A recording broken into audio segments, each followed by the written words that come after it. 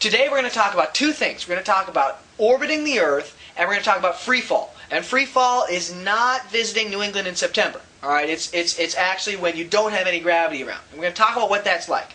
So first of all, we have to talk about what it's like to orbit something. And to do that, I'm going to start off by talking about a little metaphor by Isaac Newton. To help us understand just how something can orbit the Earth, we're going to go back to an idea that Isaac Newton first had. Now, he used a cannon and was shooting a cannonball around the Earth to have it orbit the Earth, but I don't have a cannonball, so I'm going to use a laser tag gun. All right, so what we're going to do is we're going to pump it up a little bit. Okay, I pumped it up 4 times, and I'm going to launch this, and you can watch the dart go here, and you're going to see that, boom, it was flying and it fell as it flew. And that's normal because gravity's going to pull it down. If it flew up, well then we knew that something was wrong with the Earth. Alright, so now I'm going to pump it up 5 times.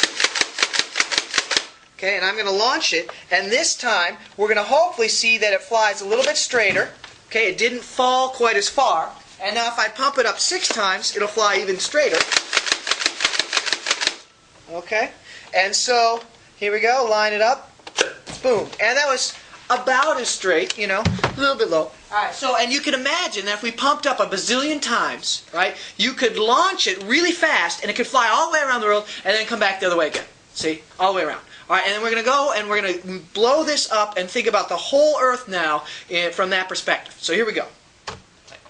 Alright, we want to blow this up to a large scale and think about what's going to happen from the perspective of something near the Earth. So this will be the Earth. Now, I don't have an Isaac Newton figurine. All I have is this wonderful Einstein figurine that I got from one of my students at school. So I've got Einstein, and he's sitting here on the Earth, right? And so he's walking around the Earth, all right? And so what's going to happen is he's going to be walking, and if he trips, he'll fall down, okay? But if he's walking faster, he'll trip and he'll fall further. And just like I shot the laser tag gun all the way around the world, and it came back.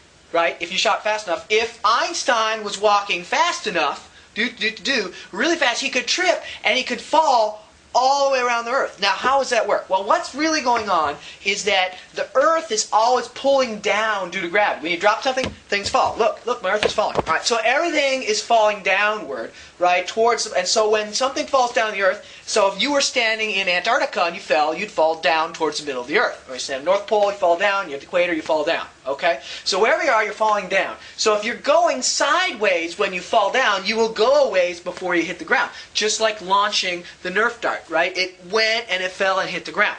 So picture this in your mind now. We're going to launch the ball sideways really fast, okay, and it's going to start falling down. And if it's going fast enough, it's going to fall down and miss the Earth. And so then now it's falling this way, and it's going to fall down, and it's going so fast it's going to miss. So if you keep missing the Earth, you're going to go all the way around, and that's what you get when you orbit the Earth. So satellites are basically falling down towards the Earth and just missing all the time. So here's how to fly. Okay, what you need to do if you want to learn how to fly is you walk really, really, really fast, and then trip, and then you'll just fly around the Earth, and it's no problem. Okay, look. Woo! He's safe. It's okay. Nobody was harmed. Okay, so now let's talk about what free fall means. Now, if you're sitting in a swimming pool underwater, you just hold your breath, and you can just float around all casual. It's so nice and comfy. That is not what it's like in outer space. Okay, in outer space, remember, you're falling, right? So you're orbiting around the Earth, and so you're in the space station, go, and that looks really cool, right? But all your inside just screaming out to you, I'm falling, right? And your inside's like, ah, you're falling around the Earth. So spacemen are really and women are really kind of casual about this, but it's just like going over the top of a roller coaster ride. You're going around and around the Earth, and like on video it looks really cool, but what you're doing is like your whole body's screaming its head off, going, I am falling around the Earth, I am falling, falling, falling.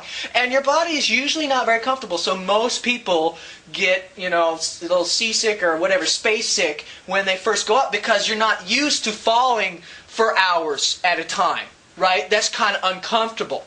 All right, so when you hear about free fall, you are actually falling, right? And so it could be pretty cool, but just remember, it's not like floating all comfy and warm in a pool. They're just every sense of your body screaming at you that you're falling.